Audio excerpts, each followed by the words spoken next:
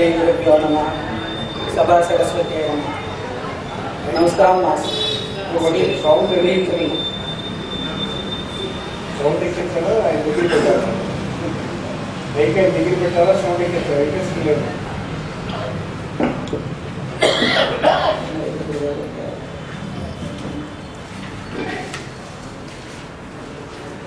ఈరోజు ఈ గురు పూజల సందర్భంగా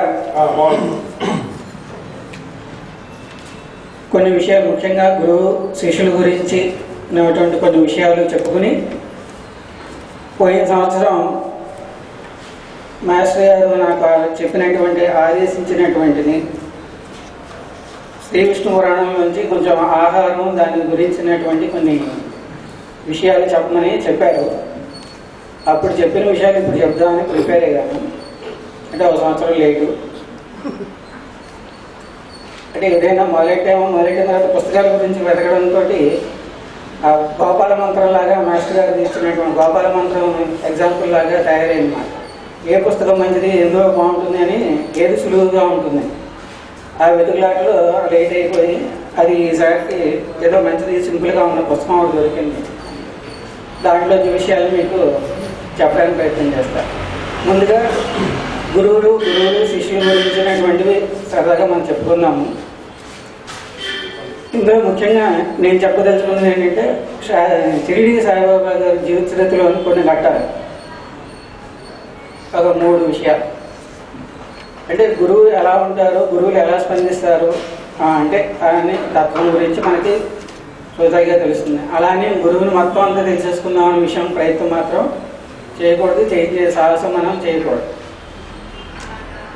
ఎంత తెలియాలో అంతవరకు తెలుస్తూ ఉంటారు మన సాధనలో. సరే, గురువు గురించి వివరంగా మనం చెప్పుకోవడం అనేది అసాధ్యం, దుస్సాధ్యం. ఇక శిష్యుడిగా ఉండవలసినటువంటి కొన్ని ముఖ్యమైన విషయాల్లో సమర్పణ బుద్ధి మాత్రమే ఫలిస్తుంది గురువు దగ్గర. సమస్తము సమర్పణ చేసి ఎవరైతే ఉంటున్నారో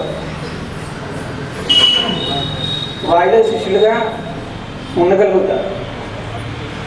అది శిష్యుడి యొక్క ప్రముఖత్వం. మనస వాచ కర్మణ, అలాగే ఆత్మ, మనస్సు, ప్రాణము, శరీరం, ఈ 4 గురువు సమర్పణ చేసి ఎవరైతే జీవిస్తూ ఉంటారో వాళ్ళు మాత్రమే శిష్య మార్గంలోకి మనం ప్రయాణిస్తూ ఉంటాం, గురువు వైపుకు ప్రయాణం చేస్తూ ఉండగలుగుతాం. కోరికలతోటి సందేహాలతోటి ఉన్నవాళ్ళు అలాగే అక్కడికక్కడికి స్టక్ అయిపోయి ఉండిపోతూ ఉంటారు. కొన్ని జన్మలకు మళ్ళీ ఆ లైన్లో పడుతూ ఉంటారు. ఇంకా ముఖ్యంగా డైరెక్ట్ ఇంకా విషయానికి వస్తే షిరిడి సాయిబాబా గారి జీవిత చరిత్రలో ఒక ధనవంతుడు ఉంటాడు. ఆ ధనవంతుడికి లేనిదంటూ ఏమీ లేదు, అన్నీ ఉన్నాయి. భార్య, పిల్లలు, వస్తువులు, వాహనాలు, గృహాలు, సేవకులు, బంధువులు, మిత్రులు అందరూ ఉన్నారు. ఒక రోజు కూర్చుని ఆయన దీర్ఘంగా ఆలోచించాక, నాకు అన్నీ ఉన్నాయి, ఇంకా ఏమన్నా లేనిది ఏమన్నా ఉందా అని అలా ఆలోచించగా ఆయనకి ఒక విషయం తగ్గింది. నాకు బ్రహ్మజ్ఞానం లేదు, ఈ బ్రహ్మజ్ఞానం కూడా ఒకటి ఉంటే నాకు ఈ జీవితానికి అన్నీ పరిపూర్ణంగా అనిపిస్తుంది, తృప్తిగా ఉంటుంది అని చెప్పేసి ఈ బ్రహ్మజ్ఞానం ఎవరిస్తారు, ఎక్కడ దొరుకుతుంది అని ఆయన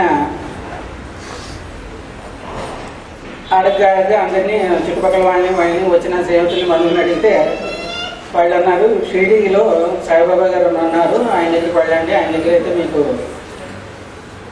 చక్కగా మీకు బ్రహ్మజ్ఞానం దొరుకుతుందని మేము అనుకుంటున్నాము అని చెప్పాను.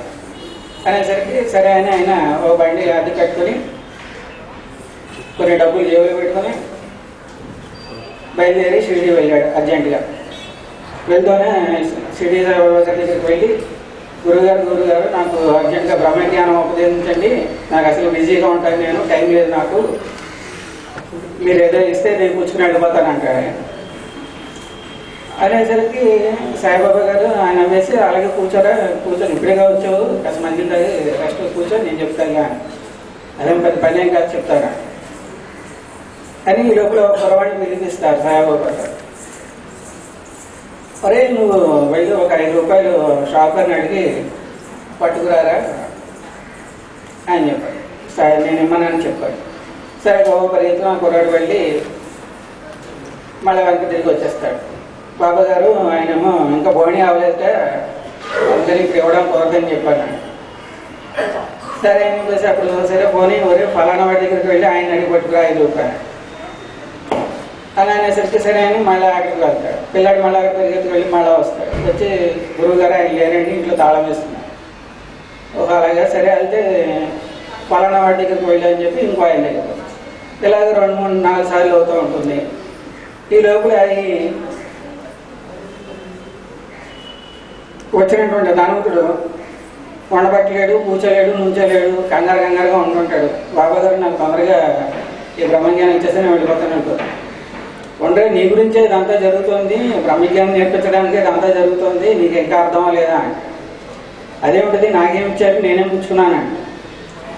ఇప్పుడు నేను 5 రూపాయల గురించి వాడిని పంపుతున్నాను కదా, వాడు తిరుగుతున్నాడు, వాడు లేదు నాకు 5 రూపాయలు కావాలన్న సంగతి నీకు తెలిసింది కదా, నీ జేబులోనేమో 5 రూపాయల కట్టలు ఉన్నాయి, ఒక 5 రూపాయలు నాకు తీసేవలేకపోయావు కదా. రైతులకి అమ్మమ్మ గురుగారు అని చెప్పి గౌరవ తీసి 5 రూపాయలు ఇస్తాడు. అంటే అప్పుడు ఆయన చెప్తాడు, నాకు 5 రూపాయలు నీ 5 రూపాయల గురించి నేను అడగలేదురా, నేను నీకున్న దాంట్లో అందరికీ పంచుతూ ఉండడం నేర్చుకో, నీకు ఎంత ఉంటే ఉన్న దాంట్లో కొంత అందరికీ పంచుతూ ఉంటాం. ఇదే బ్రహ్మజ్ఞానానికి మొదటి మెట్లు.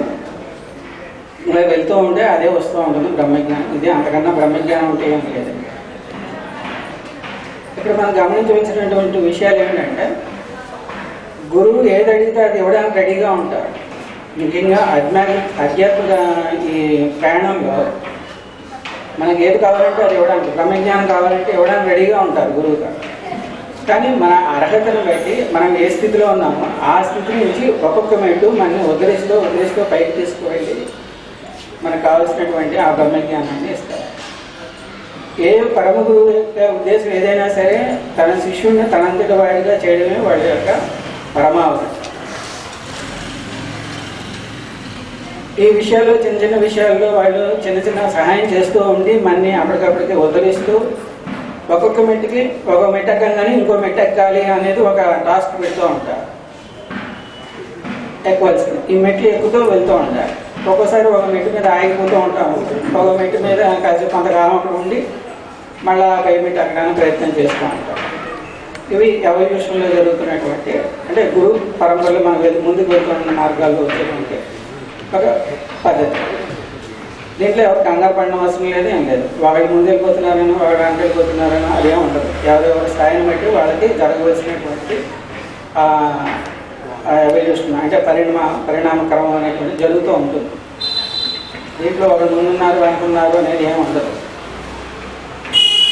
నెక్స్ట్ ఇంకా రెండో విషయం ఏంటంటే ఒక ముసలావిడ సాయిబాబా గారి దగ్గర వచ్చి గురువుతో పాటు వచ్చి ఒక సత్రంలో బస చేస్తుంది. బస చేసిన తర్వాత ఆవిడ కనిపిస్తుంది. సాయిబాబా గారు ఏదైనా మంత్రం ఇస్తే బాగుండు నాకు అని చెప్పి ఆవిడ భీష్మించుకుని కూర్చుండిపోతుంది. నేను అక్కడికి రాను, సాయిబాబా గారు దర్శనం చేసుకుని ఆయన నాకు మంత్రం ఉపదేశం చేస్తే కానీ నేను మంచినీళ్ళు కూడా ముట్టను అని చెప్పేసి ఆవిడ అక్కడే ఉండిపోతుంది. వారం అవుతుంది, ముసలిదమ్మ నీరసం అయిపోతూ ఉంటుంది, నీళ్లు కూడా తాగదు, వీళ్ళందరూ బతిమాలుతారు. పోనీ ఒకసారి బాబాయ్ గారి దగ్గరికి వచ్చి అసలు మాట్లాడే విషయం తెలుస్తుంది కదా, ఆయన చెప్తారు కదా. లేదు నేను ఎలాగైనా సరే ఆయన మంత్రం నాకు ఉపదేశం చేస్తానంటేనే నేను వెళ్తాను వస్తాను, ఆయన దర్శనం చేసుకుంటాను.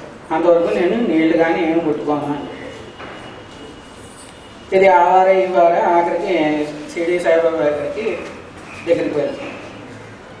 అదేమిటది అది తినకపోతే నేనేం చేయను, దాని ఇష్టం తినపైన భీష్మించుకుంటుంది, నేనేం చేస్తాను, నాకేం పైన ఏది లేదు. అదేదో ముసలిది ఏదో తెలుసో తెలియకో అన్ని అలా ఏదో ఉపవాసం చేసుకుంది, నీ గురించి నువ్వేదో మంత్రం ఇస్తావని ఆశ పెట్టుకుంది, నీకు అన్నీ తెలుసు కదా, తెలుసు కూడా మాట్లాడు కొంచెం కరుణించావు ఏదో చూడు అని చెప్పేసి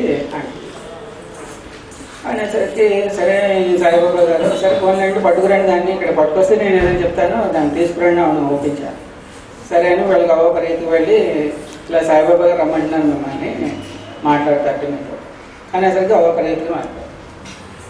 ఆవిడ ఓపికగా హుషారుగా వస్తుంది, ఏదో మంత్రం ఇస్తారని చెప్పేసి వచ్చిన తర్వాత కూర్చోబెట్టి ఏంటమ్మా ఏమిటి విషయం అంటే నాకు మంత్రోపదేశం చేయాలి, మీరు ఏదైనా మంత్రం చేయాలి ఇవ్వాలి అనేసరికి నా గురువే నాకు మంత్రం ఇవ్వలేదు, ఇంకా పైగా నా దగ్గర ఉన్నటువంటి డబ్బులు కూడా లాగేసుకున్నాడు మా గురువు గారు. నేను సంపాదించుకున్నది నేత మగ్గం దగ్గర పనిచేసేవారు సాయిబాబా గారు ముందు పూర్వం. ఆ చిన్నప్పుడు పనిచేసినప్పుడు ఆయనకి డబ్బులు వస్తూ ఉండేవి, డబ్బులు జేబులో పెట్టుకునేవారు. ఆ డబ్బులు ఉన్న కూడా లాగేస్తున్నాను మా గురువు గారు, నాకేం అవ్వలేదు అని చెప్పి ఆయన పూర్వ వృత్తాంతం చెప్తారన్నమాట. ఒకటి ఈ షిరిడి సాయిబాబా గారును ఇంకొక ముగ్గురు ఫ్రెండ్స్ కలిసి దేవుణ్ణి వెతుక్కోవడానికి అని చెప్పేసి బయలుదేరుతూ అలా అడవుల్లోకి వెళ్తారు. వెళ్ళేసరికి అక్కడ ఒక పోయేవాడు కనిపిస్తాడు. కనిపించి, బాబులు మీరు ఎక్కడ తిరుగుతున్నారు, దేవుని కోసం వెతుకుతున్నారు, అడవిలోకి వెళ్ళడం అంత మంచిది కాదు, తెలియని వాడు ఎవరు తెలియకుండా అలాగ అడవిలోకి వెళ్ళడం మంచిది కాదు, బాగా దారి తెలిసిన వాడు మాత్రమే అడవిలోకి వెళ్ళాలి అంటే, వీళ్ళు మేము ఏదో పని మీద వెళ్తున్నాం, నీకు చెప్పడం అవసరం లేదని చెప్పేసి ఆ నలుగురు అలాగ అడవిలో తిరిగి మధ్యాహ్నానికి మళ్ళీ వీళ్ళు ఎక్కడికైతే వచ్చారో ప్రారంభం చేశారో ఆ ప్లేస్కే తిరిగి వస్తారు. అంటే ఏదో వెతుక్కుంటూ తిరిగి మళ్ళీ అక్కడికే వచ్చేస్తారు, అదే స్పాట్కి వస్తారు. వచ్చేసరికి మళ్ళీ అక్కడ పోయేవాడు అక్కడే ఉంటాడు. ఉండి, బాబు మీకు దేని గురించి చదువుతున్నారు నాకు చెప్పక్కర్లేదు, కానీ బాగా ఎండ అయిపోయింది, బాగా ఎండగా ఉంది, ఆకలి వేళ భోజనం టైం అయింది, కొద్దిగా వచ్చి మా గుడ్స్లోకి వచ్చి కొంచెం ఏవో అనువేవో ఫలాలు, ఎండు పువ్వులు, తేనె, కాయలు ఏవో భక్ష్యాలు తినేసి కొంచెం విశ్రాంతి తీసుకుని హాయిగా పడుకుని వెళ్తురు, కానీ మీరు ఏదన్నా నాకు చెప్తే నేను మీకు సాయం చేయడానికి ప్రయత్నం చేస్తాను అనేసరికి సాయిబాబా గారు తప్పించి మీరు ముగ్గురును మాకు అంత టైం లేదు, మేము ఏదో పని మీద ఉన్నా అని చెప్పేసి వాళ్ళు ముగ్గురు వెళ్ళిపోతారు. సాయిబాబా గారు మాత్రం ఒక క్షణం ఆలోచిస్తారు, ఏమిటిది ఈ ప్రదేశం తెలియదు, వీడా కొత్తవాడు, ఇంత ప్రేమగా ఆప్యాయంగా మనతో మాట్లాడి భోజనానికి రండి అని పిలుస్తాం, వీడికి పిలవలసిన పనే ఉంది, మనం చూడవలసిన పనే ఉంది అని చెప్పి ఆ బోయవాడి యొక్క ప్రేమకి ఆయనకు అంగీకరించి లోపలికి పడతాడు. బయట భోజనం అవి పెట్టినవన్నీ తినేసి బయటకు రాగానే వాళ్ళ గురువు గారు అక్కడ ప్రత్యక్షం ఉంటారు. గురువుగారు వచ్చి, రేపు నువ్వు నాతో వస్తావా అని సాయిబాబా గారిని అడుగుతారు. అడిగితే సాయిబాబా గారు అడగ వస్తారండి అని చెప్పేసి గురువుగారితో పాటు వెళ్తారు. వెళ్ళిన తర్వాత గురువుగారు కొంతవరకు వెళ్ళిన తర్వాత ఈయన ఒక శుభ్రంగా కాళ్ళు చేతులు కట్టేసి నూతిలో తలకిందులుగా వేలాడని ఇస్తారు అడవిలో. నేను మళ్ళీ వచ్చి నేను విప్పుతాను, అంతవరకు ఇలాగే ఉందని చెప్పేసి ఆయన వెళ్ళిపోతాడు. వెళ్ళిపోయిన తర్వాత మళ్ళీ కొంతసేపటికి తిరిగి వచ్చి మళ్ళీ ఆయన పైకి లాగి, ఇప్పుడు ఎలా ఉంది నీకు అని అడుగుతాడు. చాలా బాగుంది గురువుగారు, వెళ్తే సరే నాతో రా అని చెప్పి ఆయన ఆశ్రమానికి తీసుకెళ్తారు. ఆశ్రమానికి వెళ్ళిన తర్వాత ఆశ్రమంలో ఏంటంటే ఆశ్రమం అంతా తొడవడం చేయడం, ఆయన ధ్యానంలో ఉన్నసేపు ఆయన కూడా ఆయన ఎదుర్కొంటూ కూర్చొని ఆయనకేసే చూస్తూ ఉండేవాడు. చూస్తూ ఉంటే ఆయన నుంచి ఈయనకేదో వస్తున్నట్టు, ఈయనకేదో చాలా ఆనందము సుఖంగా ఉండేది. ఆయన అలా ధ్యానం చేస్తుంటే ఆ ధ్యానం చేస్తున్న గురువు గారిని అలా చూస్తూ ఉంటే ఈయనకు ఒక రకమైన చక్కని అనుభూతి కలుగుతూ ఉండేది. ఇంతే. ఈ సమయంలోనే ఆయన నీ దగ్గర ఉన్నవన్నీ ఇచ్చారంటారు, అన్నీ ఇచ్చేస్తారు, డబ్బులు డస్పు అన్నీ ఇచ్చేస్తారు, వచ్చి బట్టలు మాత్రమే ఉంటాయి ఆయన దగ్గర అంతే అని చెప్పి అప్పుడు గురువు గారు సాయిబాబా గారు ఆ అమ్మాయికి చెప్తారు మన మొదలవకి, మా గురువు నాకేం ఇవ్వలేదు, నేను ఆయన దగ్గర నుంచి ఆయన చూస్తూ ఉండేవాడిని, ఆయన మొహం నేను చూస్తూ ఉండేవాడిని, ఆయన నన్ను చూస్తూ ఉంటారు, ఆయన కావాల్సినవి నేను చూస్తూ ఉండేవాడిని, అంటే ఆ సగం చూడడం, నీళ్లు పెట్టడం, ఇలా ఆయన కావాల్సినవి సపర్యలు చేస్తూ ఉండేవాడిని. కాబట్టి అని చెప్పేసి ఆయన కాబట్టి నా గురువు నాకేం లేదు కాబట్టి నేను నీకు ఇవ్వలేను అని చెప్పాను.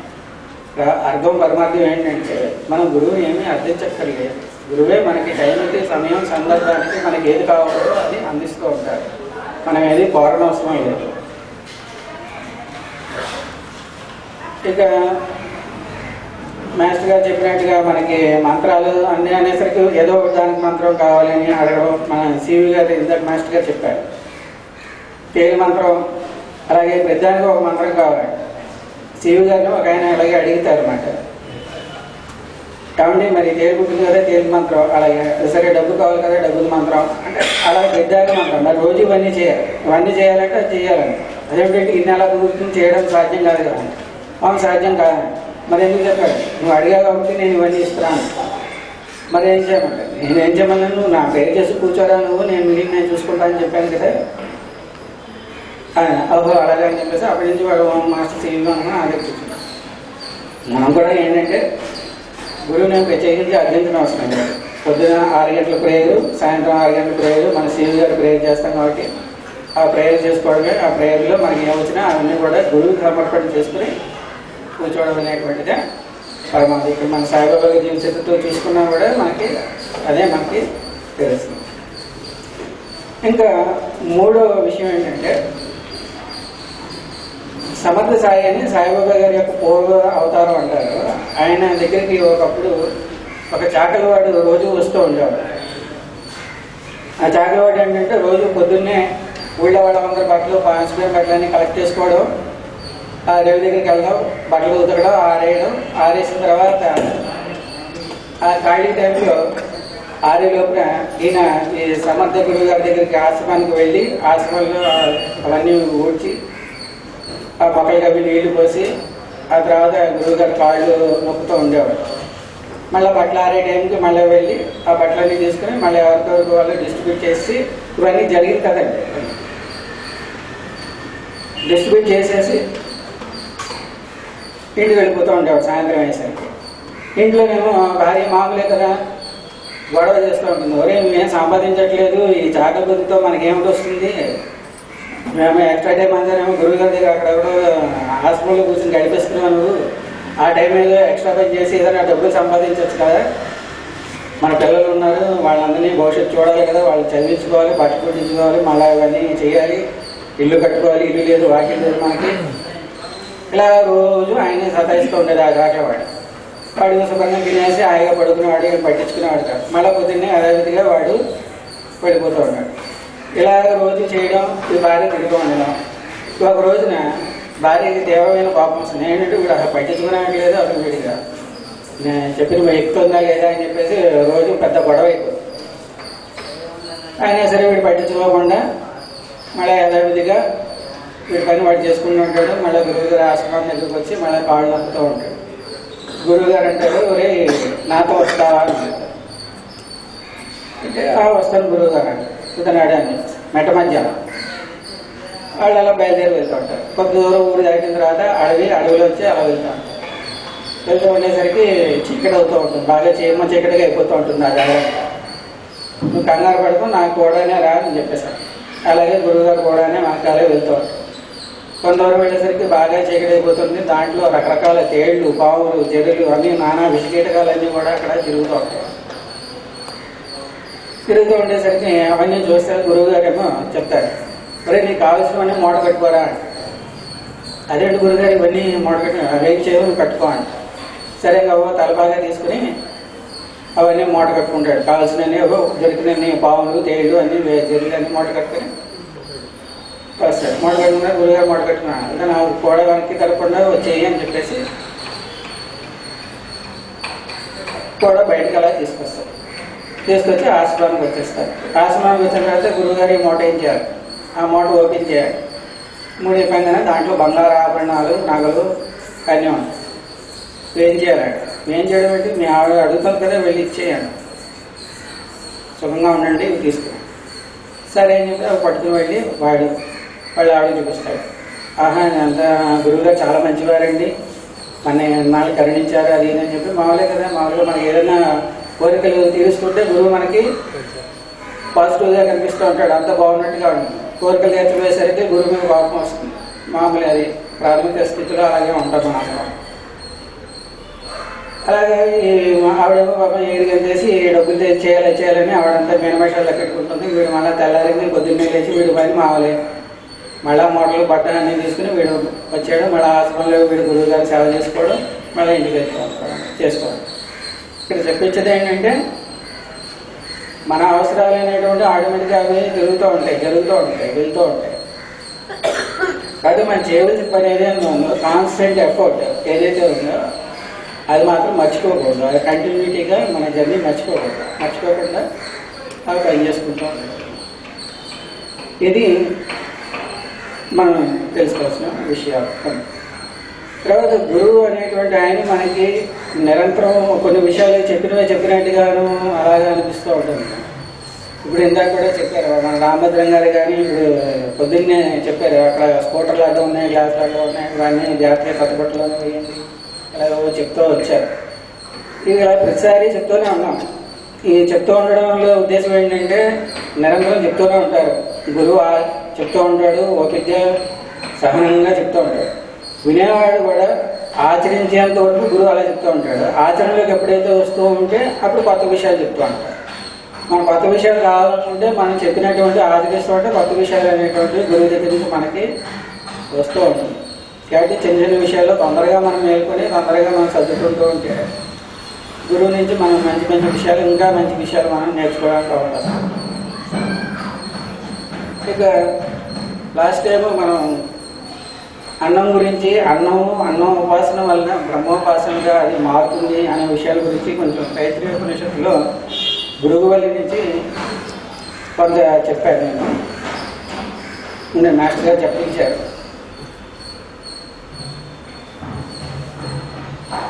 ఈ అన్నం విషయం వచ్చేసరికి మనం ప్రాక్టికల్గా అంటే మనం ఇప్పుడు పాటించడానికి వీలుగా ఉండేటువంటి విషయాల గురించి మాట్లాడుకుంటూ వెళ్తాము.